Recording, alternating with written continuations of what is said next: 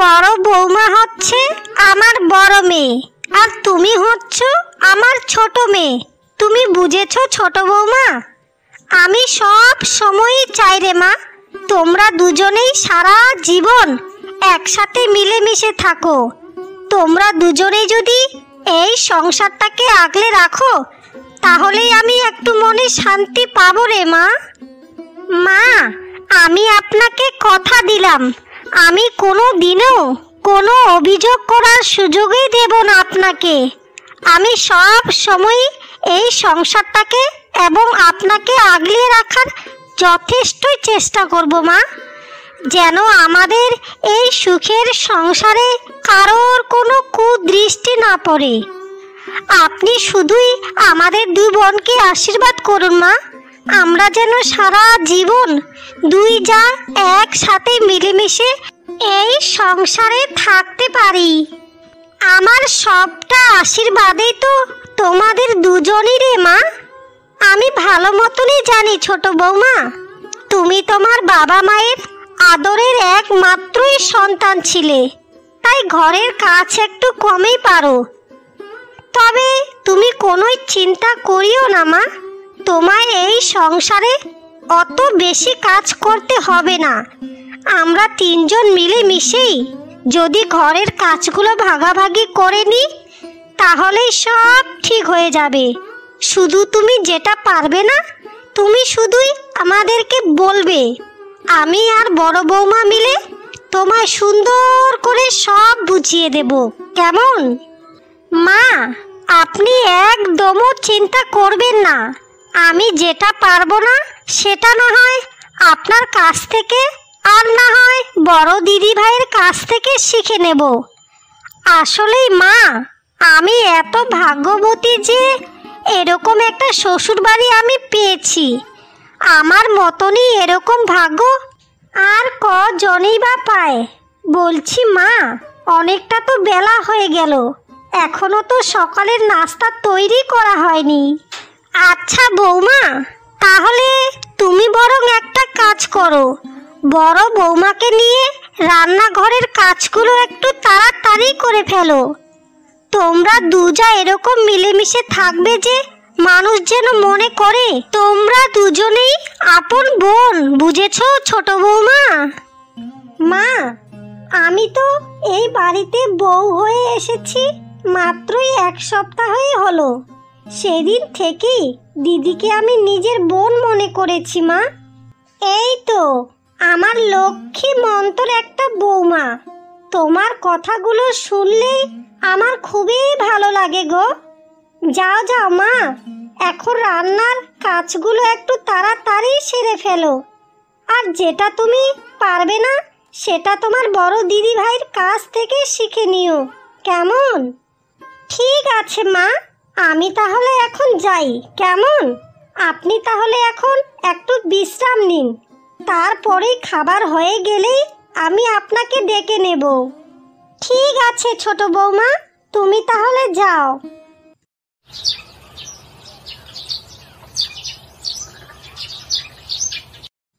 এ মা, বড় দিদি, তুমি এখানে? আর আমি তোমায় সারা বাড়িতে তন্ন তন্ন করে খুঁজে বেড়াচ্ছি। তোমার কি মন খারাপ? তুমি এভাবে গাছতলায় বসে আছো যে? আর তোমার চোখ মুখটাও দেখে কেমন জানি লাগছে, মনে হচ্ছে কোনো কিছুই নিয়ে তুমি বেশ চিন্তিতই আছো। উত্তর কেন দিচ্ছ না দিদি ভাই? আমি কিছু তোমায় জিজ্ঞাসা করেছি, কথা বলো আমার সাথে। আমার কিছুই হয়নি। এখানে তুই কিসের জন্য এসেছিস সেটা আগে আমাকে বল। তোর জন্য কি আমি গাছতলাতেও বসে থাকতে পারবো না?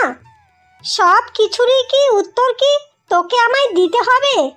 বউ হয়ে এসেছিস এই বাড়িতে, বউয়ের মতনই হয়ে থাক, শাশুড়ি হওয়ার চেষ্টা করিস না। এমনিতেই আমার শাশুড়ি মাকে তো 1 সপ্তাহে নিজের হাতের মুঠোয় করে ফেলেছিস, এখন আবার আমাকেও তোর হাতের মুঠোয় করে নিতে চাস নাকি? শোন, আমার কাছে এসে তোকে আর আদিক্ষেতা দেখাতে হবে না। তুই তোর মতনই থাকবি আর আমি আমার মতনই থাকবো, বুঝেছিস?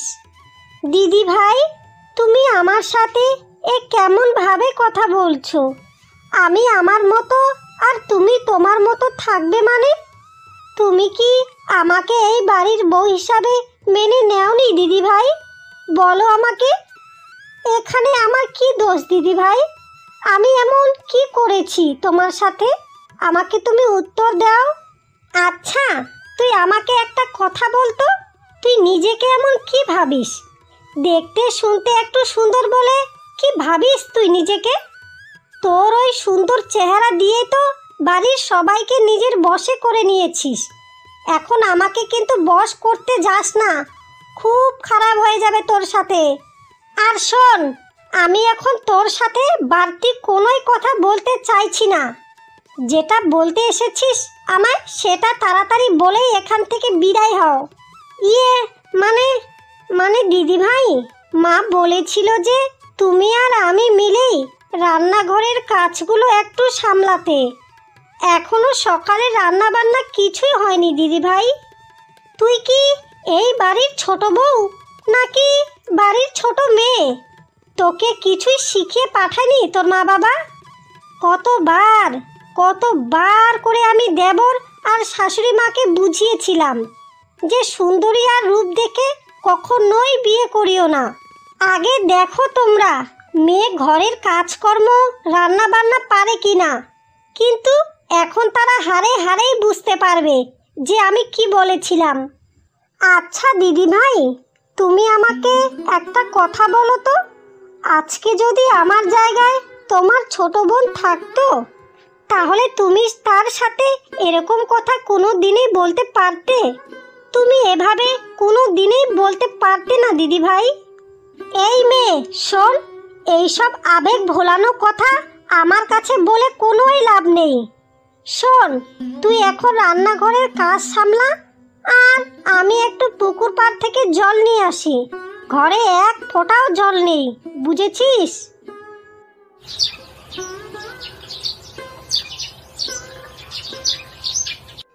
কি রে কুসুম, দেবরকে নতুন বিয়ে করিয়েছিস, তা তোর নতুন যা কি ঘরের কোনো কাজকর্ম করে না, নাকি তোকে দিয়েই ঘরের সব কাজে করায়? আমি যতটুকু শুনলাম তোর যা নাকি তোর থেকেও খুবই সুন্দরী, একদম রাজকুমারীর মতো দেখতে। তা তোকে কি হিংসে করে নাকি তোর সাথে মিলেমিশেই চলে? আর কাজ, যা রূপ, ওই রূপ নিয়ে কি সে ঘরের কোনোই কাজকর্ম করবে? এটা আমার একদমও বিশ্বাস হয় না। ওই ছোট বউকে এই বাড়িতে এনে কি লাভ হলো আমার? সেই সব ঘরের কাজ তোই ওই আমাকে একাই করতে হচ্ছে। সে শুধুই সারাদিন বসে থাকে আর শাশুড়িমার সাথে কুটুর পুটুর করে। আমার এই পোড়া কপালে সুখ শান্তি বলতে কিছুই নেই রে। শুধুই সারা জীবন আমার অশান্তি আর অশান্তি। আমি তখন কতবার করে শাশুড়ি মাকে বলেছিলাম যে একটা গুণবতী মেয়ে দেখে দেবরকে বিয়েটা করাও, যে ঘরের সকল কাজকর্মই করতে পারবে। কিন্তু তারা তো আমার কোনো কথাই শুনলো না। আহারে কুসুম, তোর ভাগ্যটা এতটাই খারাপ। মানুষের বাড়িতে যা আসে যাতে কাজের চাপটা একটু কমে যায়, কিন্তু তোর কাজ তো কমবে কি? তোর কাজ তো আরো দ্বিগুণ হয়ে গেল রে। তুই কি এভাবে আর বাঁচতে পারবি বলতো? আমি বলতে পারবো না আমি বাঁচতেও পারবো কিনা, কিন্তু ওই মেয়েটাকে সুন্দরভাবে বেঁচে থাকার কোনো দিনই অধিকারই আমি দেব না। ওকে আমি সব সময় এরকম অশান্তি করব যে সে শুধুই কান্নাই করবে। হ্যাঁ রে, তোকে বোধহয় এখন এটাই করতে হবে, না হলে তোর ওই পোড়া কপালে সুখ কোনো দিনেই আর আসবে না। তা বলি, নতুন বউকে পেয়ে তোর শাশুড়ি মার অবস্থাটা কেমন? সেও কি রেগে আছে নাকি ভালোবাসে বৌমাকে? আমার শাশুড়ি মা আবার তার আদরের ছোট বৌমার উপর রেগে থাকবে? তুই এটা আমাকে কেমন ধরনের কথা বললি বলতো? সে তো ছোট বউ বলতে একদমই অন্ধ, ছোট বৌমাকে ছাড়া কিছুই বোঝে না। কিন্তু ওই ছোট বউয়ের শেষ আমি খুব তাড়াতাড়ি করে ফেলবো, বুঝেছিস? আরে ছোট বৌমা, তুমি রান্নাঘরে একাই রান্না করছো যে? বলি বড় বৌমা কোথায় গেছে? তাকে তো রান্নাঘরে আমি দেখতে পাচ্ছি না। বড় বৌমাকে তো আমি গতকালকে থেকেই বলছি যে তুমি কাজ একটু কমেই পারো, তাই তোমাকে ঘরের সব কাজই একটু দেখিয়ে দিতে। কিন্তু বড় বৌমা তো আমার কোনো কথাই শুনছে না। মা, আপনি এত অধৈর্য হবেন না। দিদিভাই আমাকে বলেছে সে নাকি জল আনতে পুকুর বাড়ি গেছে। মা, আমি ঘরের কাজ যতটা নিজে নিজে পারছি করার চেষ্টা করছি। আপনি এ নিয়ে কোনোই চিন্তা করবেন না। আপনি শুধুই আমাকে একটা কথা বলুন তো, যে তরকারি কিভাবে রান্না করে? তরকারি রান্না করাটা আমি একেবারেই ভুলেই গেছি মা। তোমাকে এখন আর তরকারি রান্না করতে হবে না ছোট বৌমা, তুমি যা পারো তাই রান্না করো। তরকারিটা না হয় বিকেলেই রান্না করব। কিন্তু বড় বৌমার জল আনতে এতটাই দেরি হচ্ছে কেন? আমি তো এটাই বুঝতে পারছি না। আর তুমি যেদিন থেকেই এই বাড়িতে এসেছো সেদিন থেকেই বড় বৌমার যে কি হয়েছে, সব সময়ই শুধু বড় বৌমা আমার থেকে দূরে দূরে থাকে। মা, আপনার এটা মনের ভুল। আসলে দিদির শরীরটা বোধহয় ভালো নেই, তাই একটু বোধহয় আমাদের থেকে আড়ালেই থাকে। আর আমি এই বাড়িতে নতুন তো, দিদির আমার সাথে খাপ খাওয়াতে একটু সময়ই লাগবে। আস্তে আস্তে সবই ঠিকঠাক হয়ে যাবে মা, আপনি এ নিয়ে কোনোই চিন্তা করবেন না। চিন্তা কি আমি আর সাধেই করি গো মা? চিন্তা এমনিতেই মাথায় চলে আসে। মা, এখন আপনি একদম চুপ থাকুন তো, এসব কথা আর বলবেন না। আপনি শুধুই দেখতে থাকুন মা, একদিন দিদির সাথে আমার এরকম সম্পর্ক হবে যে আপনি নিজেকে বিশ্বাসই করতে পারবেন না।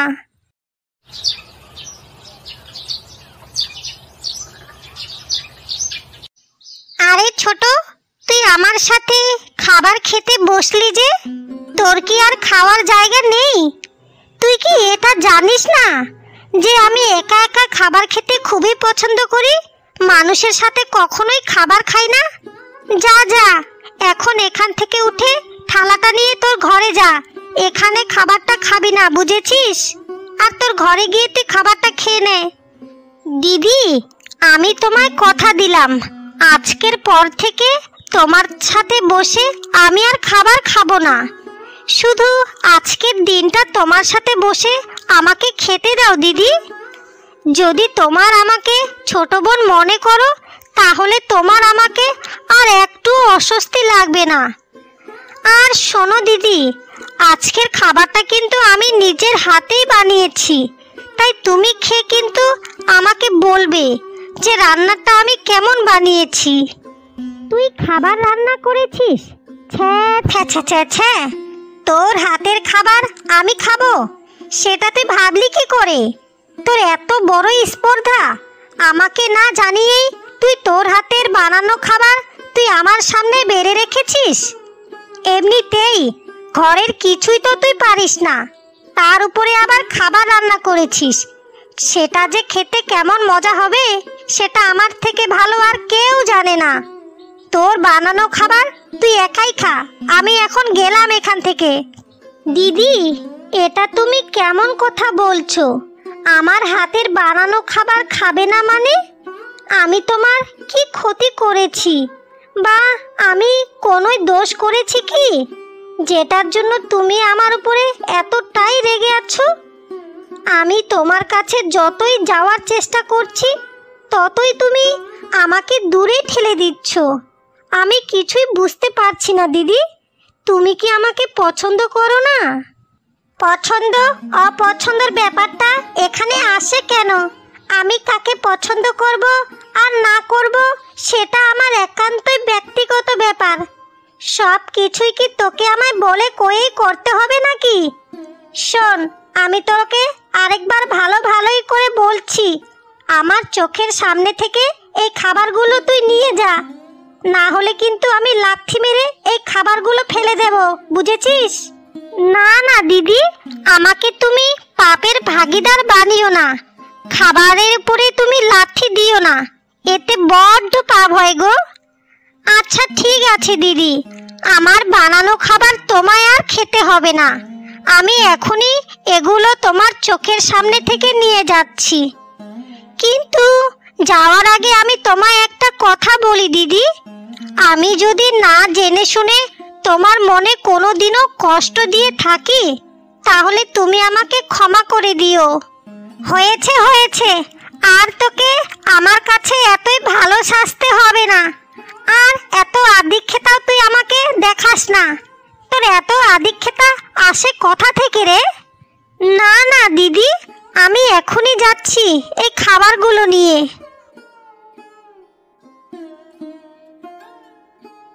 আমি এই ছোটকে একদমও আর সহ্য করতে পারছি না।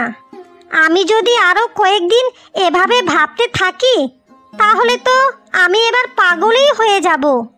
সে আসার আগেই আমার এই সংসারটা কত সুন্দর ছিল, আমার শাশুড়ি মা আমাকে কত ভালোবাসতেন। কিন্তু আমার শাশুড়ি সারাটা দিন শুধু এখন ছোট বৌমা আর ছোট বৌমাই করে। আমাকে যেভাবেই হোক ওই কালনাগিনীকে আমার বাড়ি থেকে তাড়াতেই হবে, না হলে আমার সংসারের আর কোনো দিনেই সুখ শান্তি আসবে না। যা যা কালনাগিনী, আজকে তো তোকে আমি ছেড়েই দিলাম, কিন্তু কাল থেকে দেখতে পাবি আমার আসল খেলা। আমি তোর সাথে এরকম খেলা খেলবো যে তুই এই বাড়ি ছেড়ে চলে যেতে বাধ্য হবি। আমার সুখের সংসারটাকে তুই ধ্বংস করতে এসেছিস, তাই তো? কালকে আমি তোর সংসারটাতেই আমি আগুন লাগিয়ে দেব, বুঝেছিস কালনাগিনী? আগুন লাগিয়ে দিব।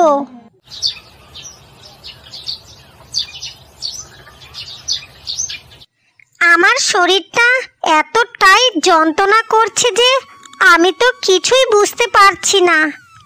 গতকালকেই তো আমি খুব ভালো মতনই ঘুমাচ্ছিলাম, কিন্তু সকাল সকাল এমন কি হয়ে গেল আমার? সকালে উঠেই দেখি আমার করুণ অবস্থা শরীরের, এতই ব্যথা যে আমি তো আর উঠেই দাঁড়াতেই পারছি না। দিদি গো, ও দিদি, তোমার গুটি বসন্ত হয়েছে গো দিদি। গতকালকেই তো তুমি বেশ ভালোই ছিলে, কিন্তু এই রাতের মধ্যেই তোমার এই কীভাবে হয়ে গেল দিদি?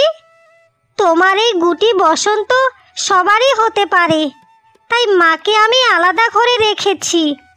মা বৃদ্ধ মানুষ, মায়ের কিছু হলে মা সহ্য করতে পারবেন না। তবে দিদি, তুমি কোনোই চিন্তা করিও না, আমি বুদ্ধি মশাইকে খবর পাঠিয়েছি। তিনি এখানে আসবেন না ঠিকই, কিন্তু ওনার কাছ থেকে আমি ওষুধ ঠিকই নিয়ে আসব। সবার কথাই তো তুই আমাকে বললি ছোট, কিন্তু কই তোর কথা তো আমাকে বললি না। তোরও তো এই রোগ ছড়িয়ে পড়তে পারে তোর শরীরে। যা যা ছোট, এখান থেকে তুই চলে যা, না হলে তোরও শরীরে এই রোগ বাসা বাঁধবে। গুটি বসন্ত কতটা ভয়াবহ সেটা আমি খুব ভালো মতনই জানি, এর কতটা ছোঁয়া আছে। তোমায় আর কোনোই ওষুধপত্র আনতে হবে না ছোট, তুই শুধু আমার থেকে দূরত্ব বজায় রাখ। যা যা বোন, আমার জন্য আর তোকে কিছুই করতে হবে না। দিদি ভাই, তুমি যখন আমাকে একবার বোন বলেই ডেকেছো, তাহলে এবার বোনের দায়িত্বটা পালন করতে দাও আমায়। আমাকে তোমার সেবা করতে দাও দিদি। আমাকে তুমি আর না করিও না, তোমার দুটো পায়ে পড়ি আমি। আমি যদি এখন তোমার সেবা যত্ন না করি, তাহলে কে করবে বলো তো? তোর কথাগুলো শুনে আমার বুকের ভেতরটা কেঁপে উঠছে রে ছোট। আমি কার সাথে এতদিন পর্যন্ত খারাপ আচরণ করেছি? হায় রে আমার পোড়া কপাল, আমি চারদিক দিয়েই হতভাগিনী।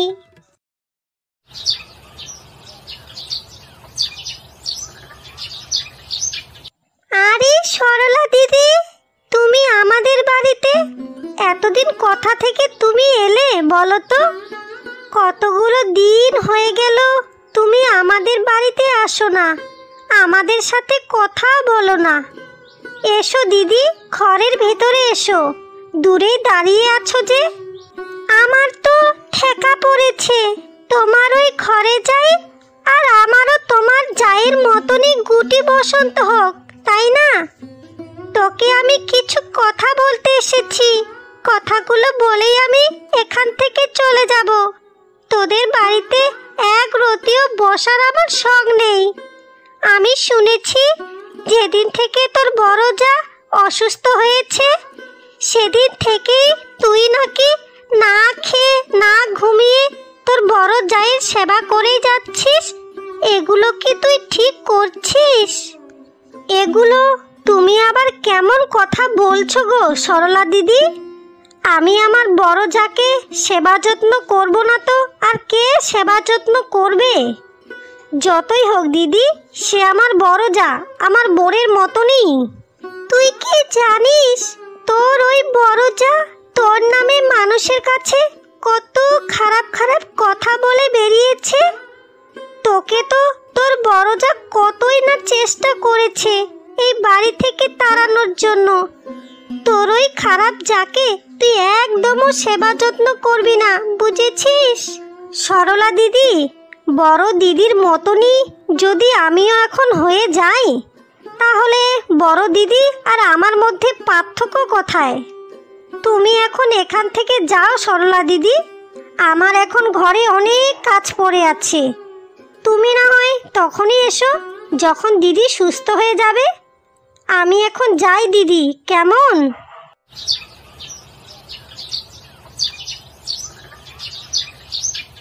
হায় রে বিধাতা, তুমি কেনই আমার দিদিকে এতই কষ্ট দিচ্ছ? এতই জোরে খুঁটি ওষুধ খাওয়ালাম, তবুও তো দিদির কিছুই হচ্ছে না। সুস্থ হওয়ার তো কোনো নামই নিচ্ছে না।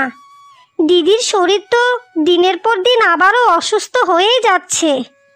না না না না, আমাকে এভাবে চুপ করে থাকলে আর হবে না। আমাকে যেভাবেই হোক কিছু একটা করতেই হবে। দিদিকে সুস্থ করার একমাত্রই উপায় হচ্ছে ওই সাধু বাবার জঙ্গল। আমার মন বলছে ওই সাধু বাবার কাছেই কিছু না কিছু একটা সমাধান হবেই। এটা ভাবার এখন সময় নয়, আমি এখনই রওনা দেব।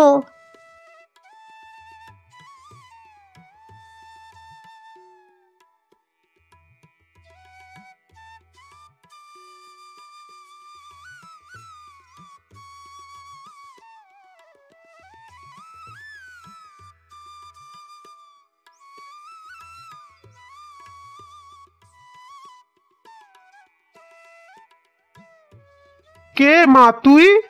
আর এই গভীর জঙ্গলেই বা তুমি কি করছো? আর তুমি এত দুঃখী কেন? তোমার কি সমস্যা? তুমি আমাকে তাড়াতাড়ি খুলে বলো তো। সাধু বাবা, তোমায় আর আমি কি বলবো দুঃখের কথা। আমার বড় দিদি, মানে আমার বড় যা, গটি বসন্তই খুবই কাতরাচ্ছে। ডাক্তার বুদ্ধি দেখিয়ে তো কোনো কিছুই লাভ হচ্ছে না। তাই তো তোমার কাছেই এলাম বাবা। দয়া করে তুমি আমাকে ফিরিয়ে দিও না। আমি জানি বাবা, তোমার কাছেই একটা না একটা সমাধান হবেই। তুমি আমাকে বলো বাবা, তোমার আমি পায়ে পড়ি। আমি জানি মা, তুমি অনেক ভালো একটা মেয়ে। মা, আমি তোমায় আশীর্বাদ করলাম। এখন তুমি বাড়ি গিয়ে দেখবে তোমার বড় যা আবারও আগের মতনই সুস্থ হয়ে গেছে। এখন তুমি তাড়াতাড়ি বাড়িতে চলে যাও, আর তোমার পরিবার নিয়ে তুমি সুখে শান্তিতেই সংসার করো। সাধু বাবা, আমি তোমাকে যে কিভাবে ধন্যবাদ দেব তা আমার ভাষায় নেই। তবে তোমার দেওয়া এই ঋণ আমি কোনো দিনই ভুলবো না। আমি এখন তাহলে যাই বাবা, আর তুমিও ভালো থেকো।